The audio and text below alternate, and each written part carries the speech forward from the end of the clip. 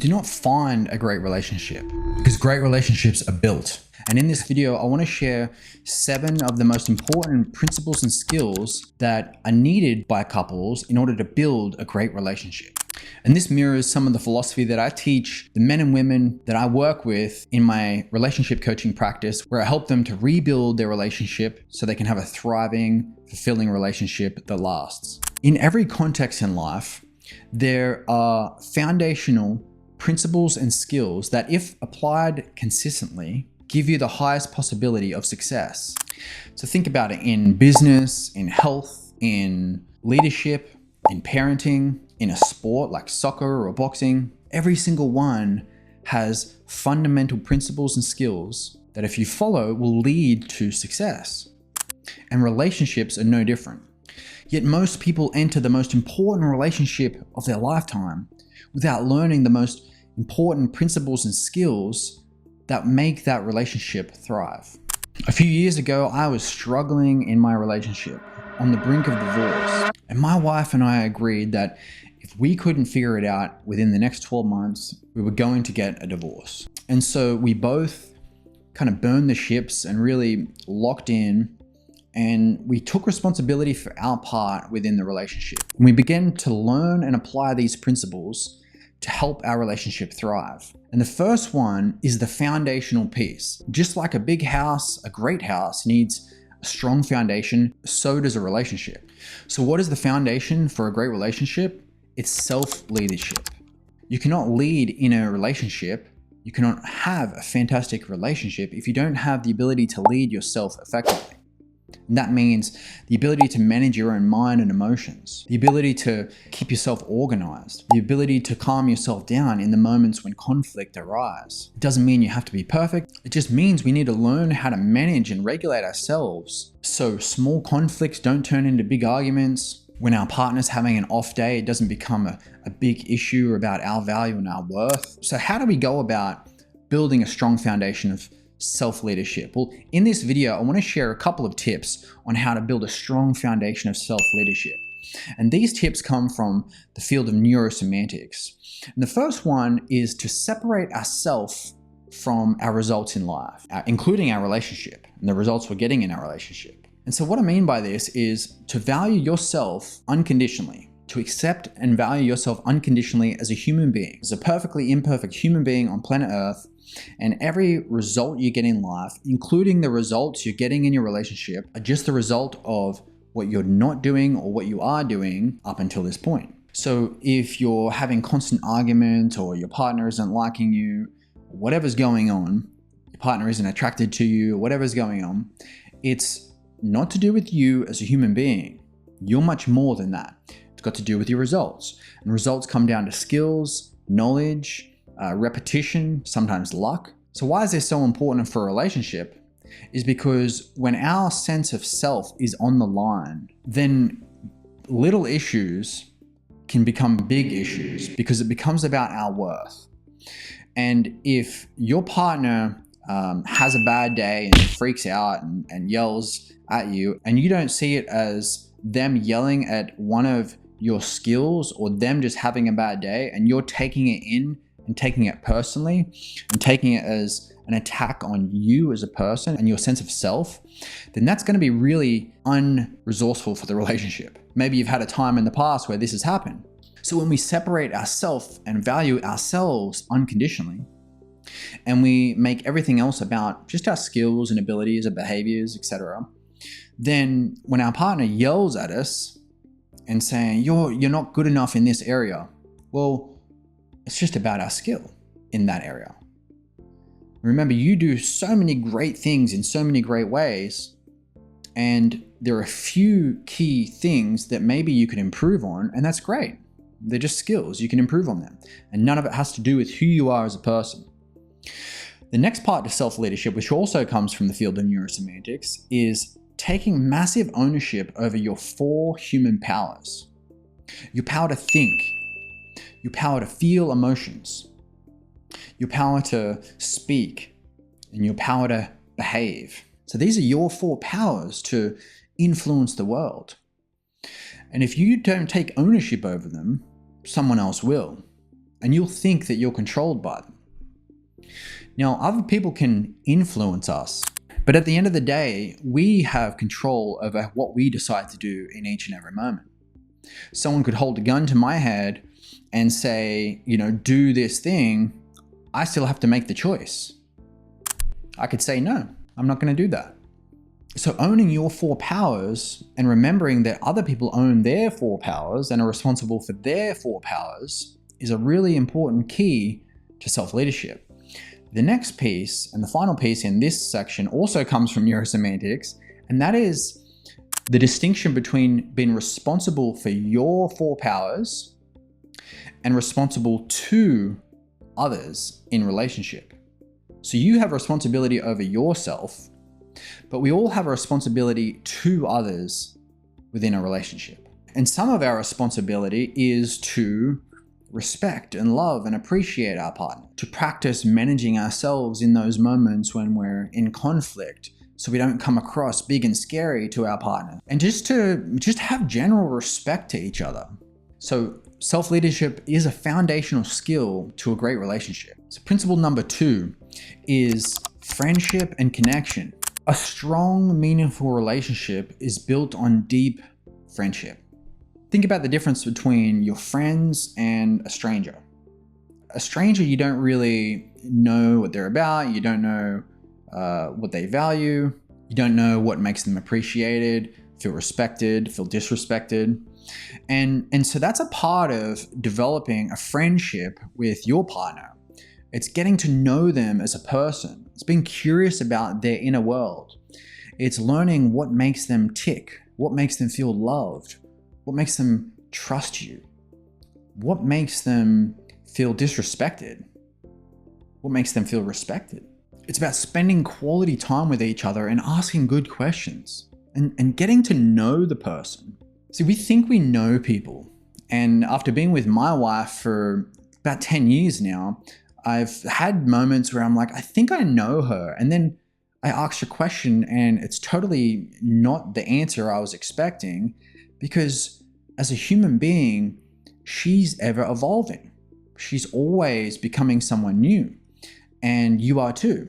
And so is your partner. As humans, we're a process. We're not a noun, we're a verb. We're not a thing, we're a process. And we're always growing and developing and changing. And that's why we can always get to know each other continually. So to build a great relationship, spend quality time together. In his book, His Needs, Her Needs, William F. Harley Jr., he recommends couples should spend at the minimum 15 hours of quality time together, undivided attention, just to maintain a romantic relationship. So how much quality time are you spending with your partner? How often are you asking questions about their inner world, about their experience, about what makes them tick? So principle number 3 is emotional safety and trust. Now, loyalty and honesty is just obviously a foundational part. It's a given, right? But trust isn't just built by, I'm loyal, I'm honest. It's also built in those small daily moments where you keep your word, where you show up when you're needed, when you're able to listen and seek to understand your partner's inner world, when you follow through on what you say you're going to do. Especially if you're a man in a relationship, this is important for both parties, but especially if you're a man in a relationship, your partner, your woman needs emotional safety. She needs to know that she's safe with you emotionally, that she can be who she is within the bounds of respect, and you will listen, seek to understand, and she can feel connected to you. So follow through on your promises. Tell the truth, seek to understand and validate her emotions before just defending yourself. And one of the most important things, which also goes back to self-leadership, is being predictable under stress. When I was younger, I was so up and down. When I was stressed, I was, up and down emotionally, and it left my wife in a state of stress and confusion because she didn't know which version of me she was going to get. So it wasn't emotionally safe for her. So emotional safety and trust, key fundamental principle for your relationship. Number 4, we've got healthy communication. Communication isn't just about talking more, it's about understanding better. It's about listening, seeking to understand, being curious, asking good questions, and it's about expressing your needs clearly. It's also about upholding your boundaries in a clear, calm, and respectful way. You probably know that most of your arguments aren't about the actual thing that you're arguing about. Usually it's the way we're communicating to each other. So often I see in the couples that I work with that they, just by the way they communicate, the tone of the voice or the snappiness, it triggers an emotional reaction off in the other person. And then they end up arguing about that and not actually the original issue. So learn to listen to understand. Listen to understand. When you understand and you have a new picture, a clear picture of your partner's inner world and what they need from you, and they have a clear picture of what you need from them, it becomes a win-win. If you have an issue with them, don't say you are disrespectful. Say, when you do X, I feel disrespected. So you don't want to make it about them and their identity. You're a disrespectful person. It's a great way to start an argument. I feel disrespected when you do that. And as you can see, everything is built on self-leadership. How you communicate. Do you communicate in an angry, snappy way because you're not leading yourself? Or are you grounded and calm and communicating your needs from that place because you do have solid self-leadership? So healthy communication, very important principle. Obviously, each of these goes much deeper. And so if you want to go deeper into these, follow this channel for more. I'm going to be sharing a lot more in upcoming videos. So moving on to number 5, and this is conflict mastery. So conflict and disagreements are a very normal part of relationship. So we best just get good at learning how to have a good, healthy conflict. So I used to do boxing as my career, and as a boxer, pain is a very normal part of the sport. If you resist pain, if you can't stand pain, then you're going to be in constant resistance to the sport itself. And so I had to learn how to manage pain effectively and work with pain and just accept it as a normal part of the process of the sport I chose. And in the same way, conflict and disagreements are a normal part of a relationship. And so when you become very confident and competent at managing conflict, disagreements, it actually becomes an enjoyable part of relationship because you feel confident in managing those. So part of managing a conflict is, you guessed it, self-leadership. So learning how to manage your emotions when a conflict arises. So we need to know how to manage ourselves when we start flooding emotionally, we start getting triggered.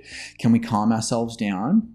Can we regulate ourselves? We need to have the healthy communication skills to communicate what we need, what boundaries we have in a respectful way. We need to have the ability to repair an issue. If we've created some impact on our partner, if we're creating an issue, we need to have the ability to repair that. So maybe an hour after your argument, you go back and say, hey, I really don't like what happened.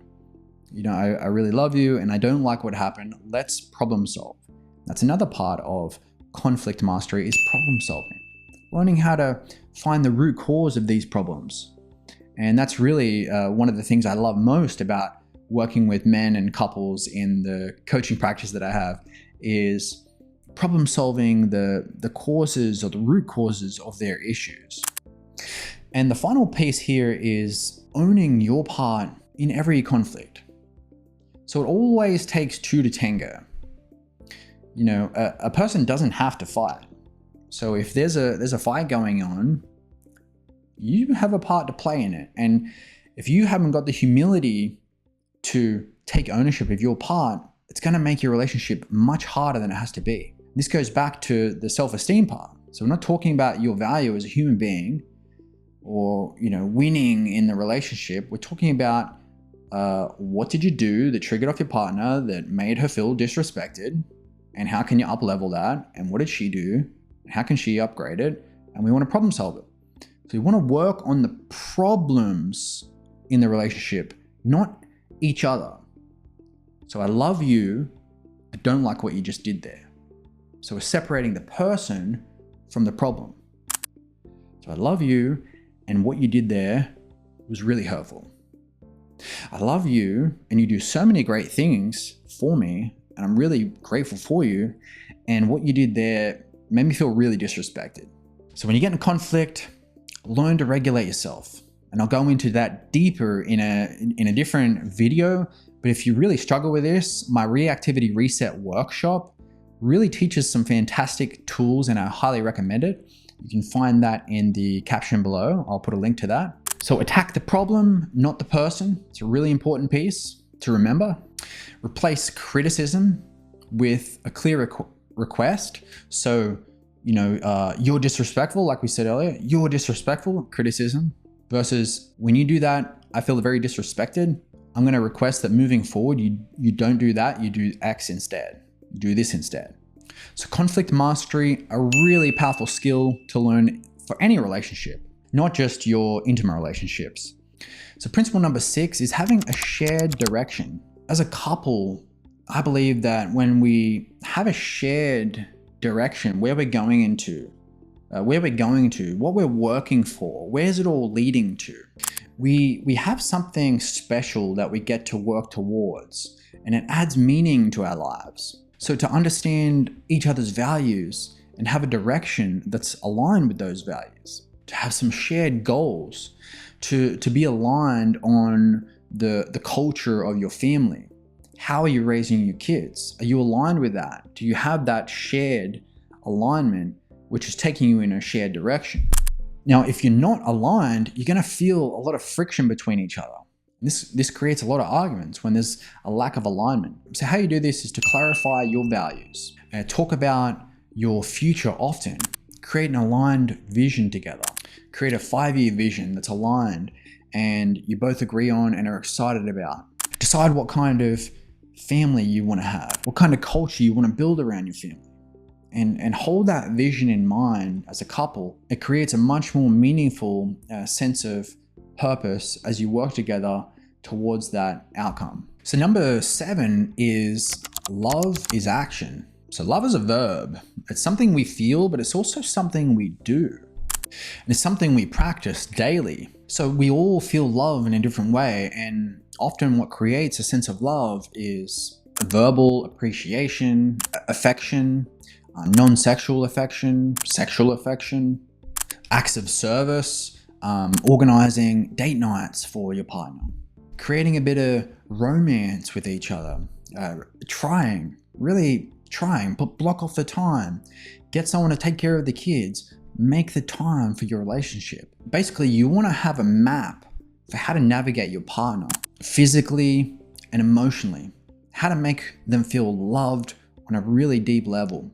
And when you have that map, you can operate from that daily. And when that becomes a habit, something you just do, something that is just a normal part of your everyday, then you've built what can make a marriage last a lifetime. So I think one of the biggest lies we're being told is that relationships happen naturally, because they don't. You can see that by the divorce rates across the world. And just like becoming successful in anything from health to business to leadership to a sport, we need to follow a set of principles and skills consistently to give ourselves the greatest chance of success. And the great news is that relationships are learnable. All these skills are learnable. You don't need a perfect partner. You just need someone who's willing to turn up, to learn, to grow, and to continue practicing with you. And through that, you can build something magical, something special that I think can only come through having a great relationship. So I hope you got some value out of this video. If you liked it, follow for more, and I'll see you in the next video.